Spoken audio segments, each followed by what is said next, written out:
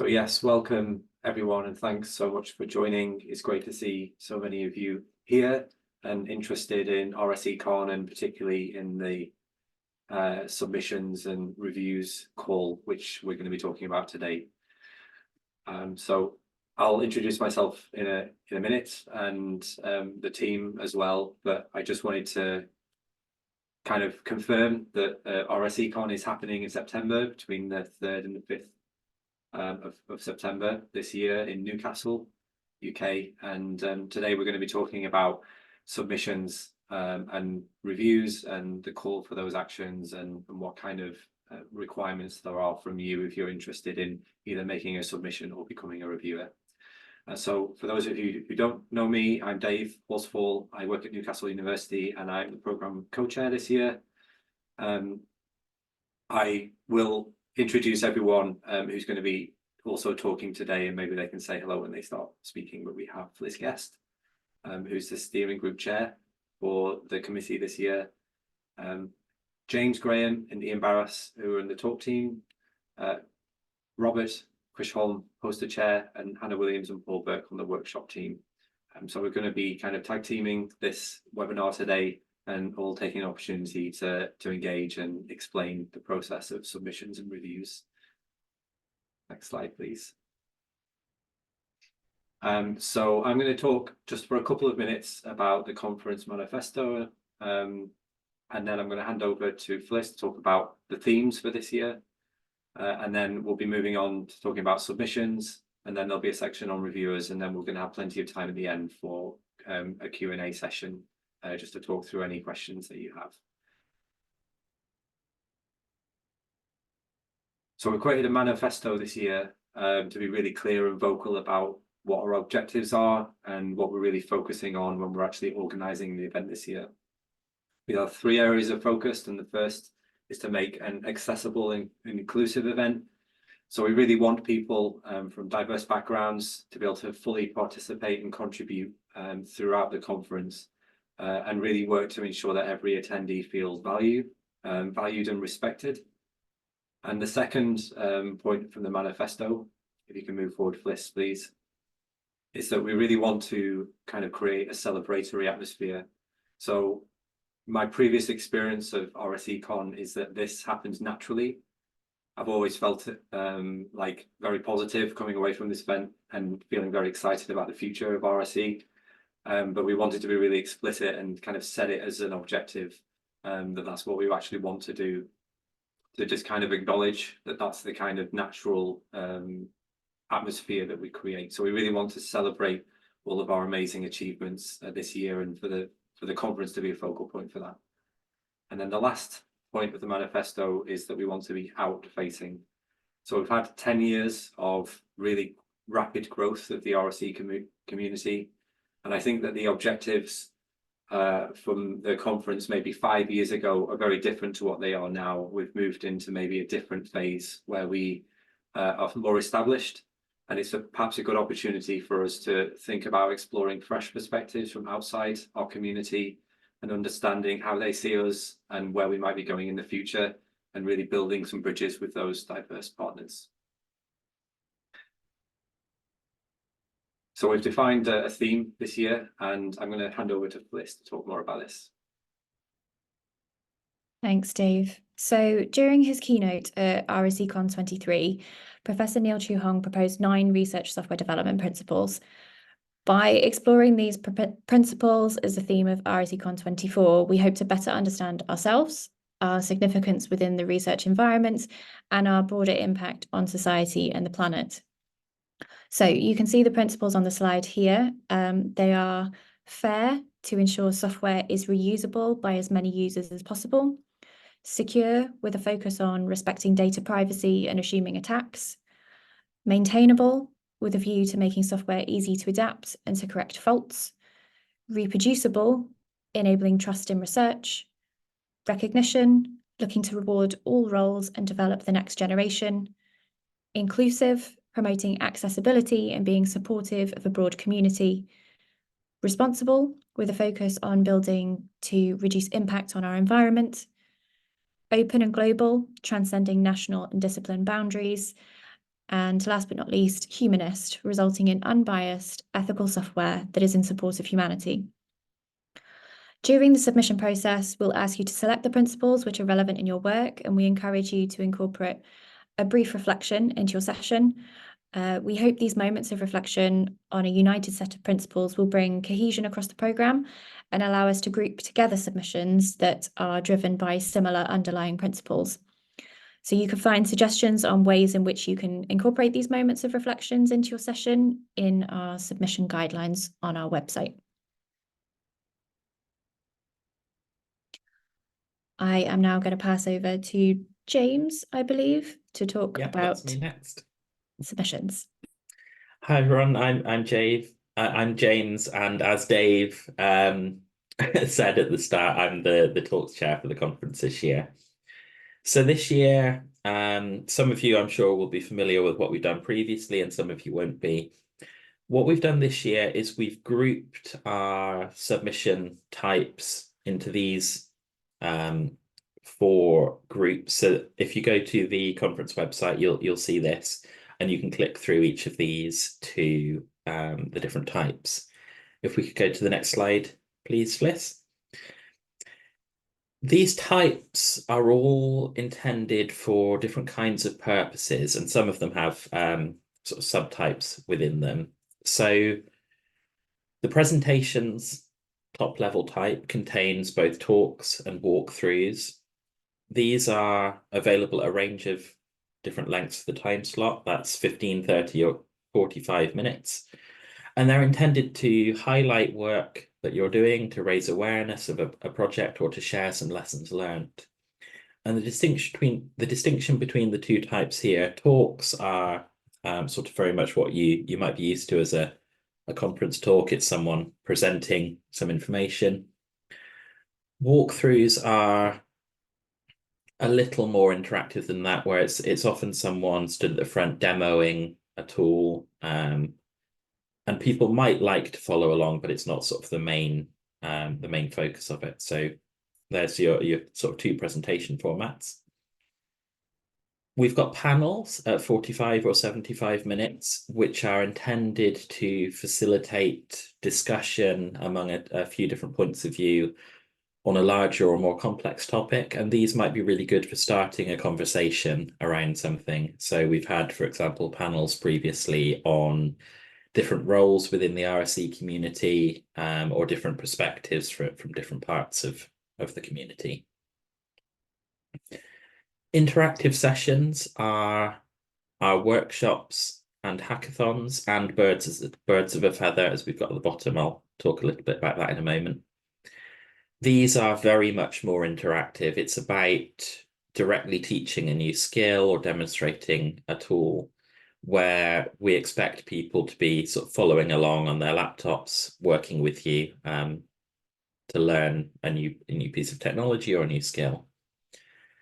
The hackathons are sort of an extension of that, where, for example, you might bring along a project that you want to focus a hackathon around. And there you can onboard people into the project. You can try and start a little bit of development work with them and build that sense of community there. Hackathons we are treating a little differently, so please do get in touch with us directly by email. There is an email address at the end of these slides if you want a hackathon, but all of the other types can be submitted through the Oxford abstracts that we'll explain in a moment.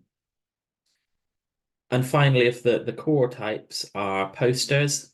At RSECon, we have posters with an associated 2-minute lightning talk. So there's a poster session and then a lightning talk that happens during one of the plenary sessions to encourage people to come and talk to you about your poster. These are really good for promoting a project or tool, spotlighting something that you've done, presenting some RSE research. And we do have a poster prize, which is funded by the Platinum sponsor, I believe, this time round. So that will be sort of part of how the posters work. There's voting on the posters, and the prize will be awarded for the best one or best ones. The birds of a feather are a little different. So on the website, you can find them under the interactive sessions header. And these are a combination of any of the above types. So in a sense, they're sort of you taking over part of the conference schedule to run your own curated session around a common theme. And they're very much intended to helping you build or develop a community, whether that's a new one or it's an existing one, rather than just being a sort of themed bit of the program. They should also be open to participation from people who are not yet members of your sort of subsection of the RSE community.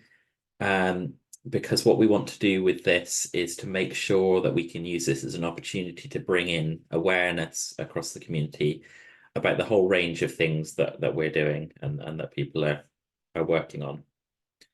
So if you have any questions about any of those, please do either ask them at the end of this or email us later. But all of these, other than the hackathons, are accessible through the website.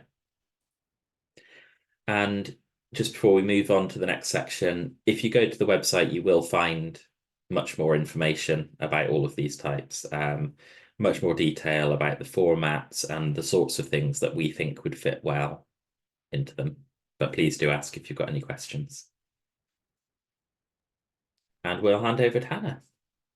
Thank you. So you've decided you want to submit an idea. What comes next?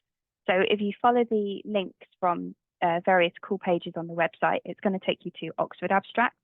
You may already have an account if you've submitted to either RSECon in previous years or other conferences that use that platform. If not, you'll be invited to create an account, and then you'll be taken through to our submission form. Now, there are going to be some fields that are common to all submission types, for example, author, title, so on. It's worth noting that the correspondence about any aspect of the submission will be made to the person that submits the form. So please just bear that in mind around like deadline times and things like that, just so that the authorship team are very clear on who's going to be getting those correspondence. You'll also be asked to confirm that you are giving permission to publish. You can find more information on the webpage about that, and that you've got consent from all authors to actually submit the content. So next slide, please. So this slide is demonstrating that each of the different content types are going to look slightly different within Oxford Abstract. We're asking for different fields for reasons that hopefully will become clear. As James has said, if you're looking at a hackathon, please contact us. You won't find an option to submit an abstract for this in Oxford Abstract. We'd encourage you to look at previous conference programs to get an idea about how how you might want to phrase your text within your submissions. But if you do this, please bear in mind that some of the conference themes and fields do change year on year. So whilst it might give you an idea of what we're looking for, you might not find that the form is directly applicable. To note here that we've got a mixture of text, fields, and drop-down or selections. Noting the delivery presence, so we are accepting a small number of fully remote deliveries, but workshops and birds of feather sessions must have some in-person presence. So next slide, please. So talking through some of the text fields that we're asking you to submit with your proposal, we're asking for an abstract. This will be published in the program, so we'd like you to make it brief, attention-grabbing. It's your selling point for your content. Prerequisites, this has previously been called things like audience.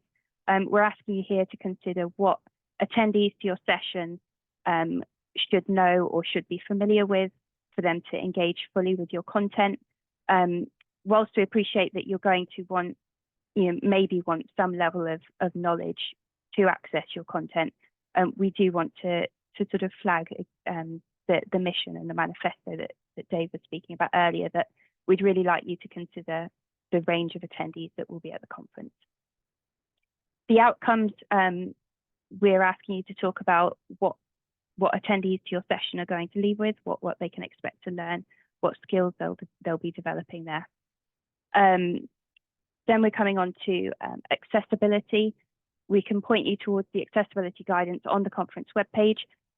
Here we're asking you to consider when you're preparing your content that you're making a good effort to make your content accessible in line with the conference manifesto. And on this point, we've got some guidelines on the website, but we do encourage you, if you're unsure about how to do this, please do reach out, because we've also got an EDIA chair, and we would like to help if you request that help. Because the conference this year is hybrid, we want to ask you to consider how you're going to give an equal experience to both in-person and remote attendees, and consider any challenges that you might have to a hybrid delivery. Understanding that there are going to be sort of the standard concerns of, streaming, network bandwidth and things. We've on the call submission page, there's a list of aspects of the delivery that the conference committee have sort of undertaken to be in charge of. So you don't need to consider those when you're forming your text for this, but just this is really just to make us aware of anything that might pose a problem, so that we can do our best to help you deliver your content successfully. And then, as Fliss mentioned, we're asking you to identify some research software development principles, at least one, but you can select really as many as you think are applicable, as long as you're going to be reflecting on those in your content. Next slide, please. So these text fields are going to be more specific to specific content types. We appreciate that some aspects of these fields might not be fully formed yet, but we want, as a review body, we want to know that you're considering these aspects, and essentially what steps you're going to do to make sure that you're meeting the conference manifesto. So the technical plan for the workshop, we're looking for information about how you're delivering your content. Are you likely to, do you want attendee limits for that? This will help us with things like logistics, and what attendees would be expected to come prepared to your session with, so software and tooling. So it's essentially as much information as you can give on this at this stage.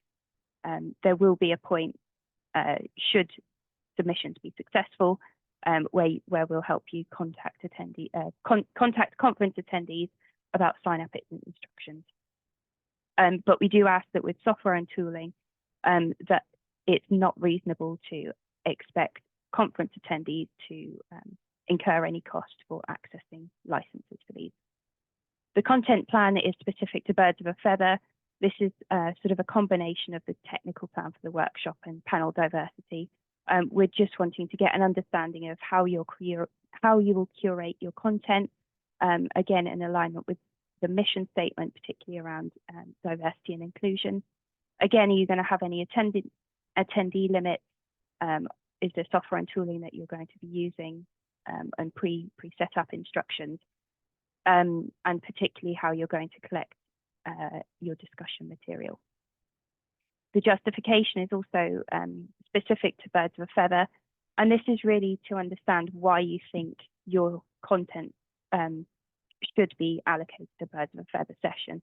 We're not looking for birds of a feather sessions that are purely made up of a set of talks. We're really keen that they're interactive. So this is just a space for you to justify to us why you think your session should be given this platform. And the final section on this page is panel diversity.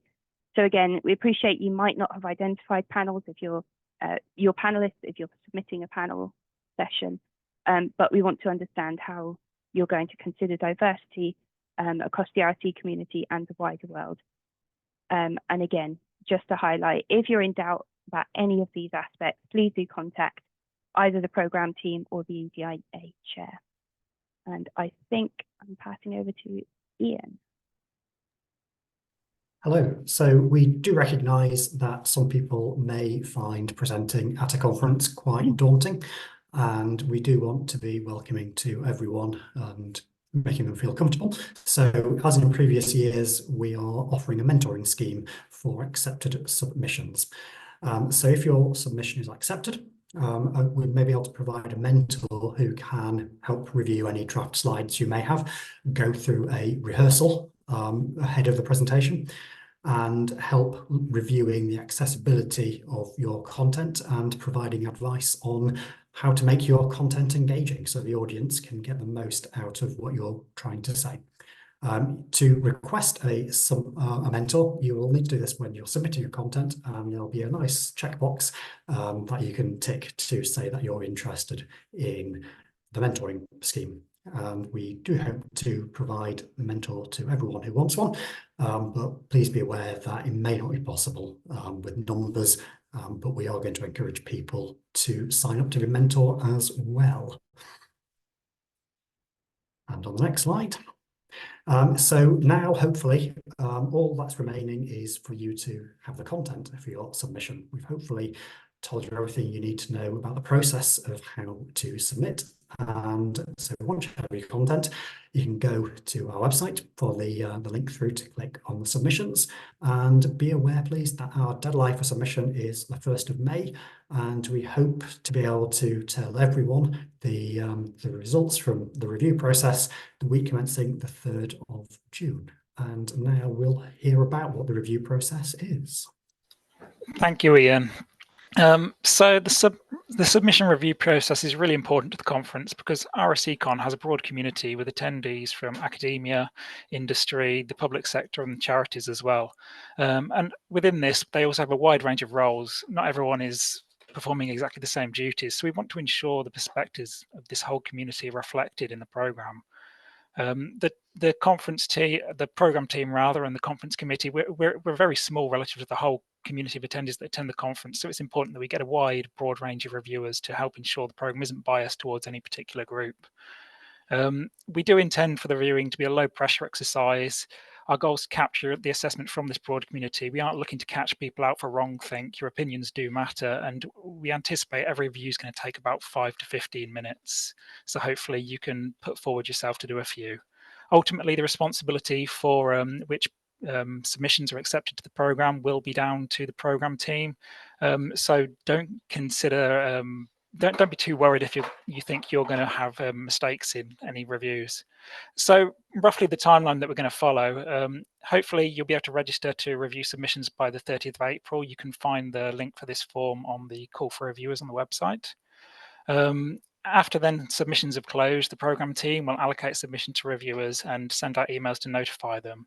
Reviewers will then be able to complete their assigned abstracts over the 2-week period from the 10th to the 24th of May. This will be carried out on Oxford abstracts again because that's where the program is based. If you feel you're unable to complete them during that time, it would be helpful if you can notify us early so that we can reallocate any reviews to other reviewers.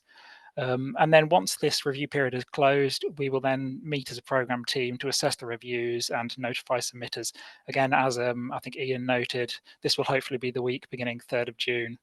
And then finally, once submitters have had a chance to agree to what's been proposed for the conference schedule, we should be able to publish the final conference program around the 10th of June, but these dates are always going to be a bit flexible. Next slide, please. So what does a review actually look like? This is probably of interest to you if you're even just planning on submitting. We haven't actually published this information yet. This will come out in the reviewer guidance in the next couple of weeks. We haven't finalized it, but this is where we're currently going. So when you've been allocated reviews, we will try to avoid allocating reviews to people from the same institution to automatically get rid of some of the large conflicts of interest. But if you feel that you can recognize the review, you won't see the authorship or the hybrid status, but you might from the abstract recognize this is someone that you've worked with and you know the project well. You can mark it as a conflict of interest. And again, we will receive notification of this and be able to reallocate you a different review. From there, we get onto the very subjective sections whereby you need to read through the information that's been provided in the submission and decide whether it's relevant to the audience, which is to ask whether you believe the topic's both of interest to the community and whether it's novel enough to interest attendees to the conference. the abstract quality. Does this communicate clearly what's to be expected from the session? And internal consistency. Does all the submission fields align? For example, are the prerequisites and outcomes appropriate? And is the length of the proposed session appropriate? With each of these, we'll give you a drop-down, a graded system whereby you can select the strength with which you feel this meets the criteria. We're erring towards graded systems this time, because if you're unsure, it allows you a bit more flexibility rather than needing a binary yes, no for fields. Finally, we have viability, whereby you can select whether you think overall the submission is viable. This is a lot more important for the interactive sessions, such as workshops and Birds of a Feather, where you need to ensure that their plan for delivery is something that's actually achievable and will be delivered successfully at the conference if accepted. And then we also have the accept or reject option. We will look at these all together to decide the criteria for successful submissions. It's likely anything where there is a consensus of accept, they will be accepted to the conference, assuming numbers are appropriate for that. In addition to these rankings, we have some feedback in a free text field that you submit. The constructive feedback to the submitter will be returned to the submitters. However, we will moderate this first. It's just asked that you provide something such as a strength and a weakness, so something that they can build on, either if they're going to submit to the conference in future, or if they're accepted, something they might need to change in their abstract. And then you can be more direct with your feedback to the program team to really justify why you've provided the decision that you have. Next slide, please. So most of what I've covered today is included in the call to reviewers page on the conference website. The remaining information will be finalized and published as the reviewers guidance in the next couple of weeks. So if you haven't already, please register as a reviewer by the 30th of April. You can find that link in the call for reviewers on the website, and encourage any of your colleagues to do the same, please. Thank you.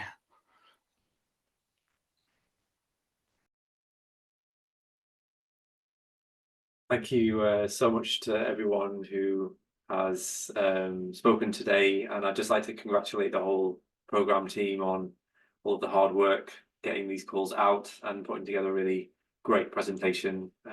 So yeah, well done.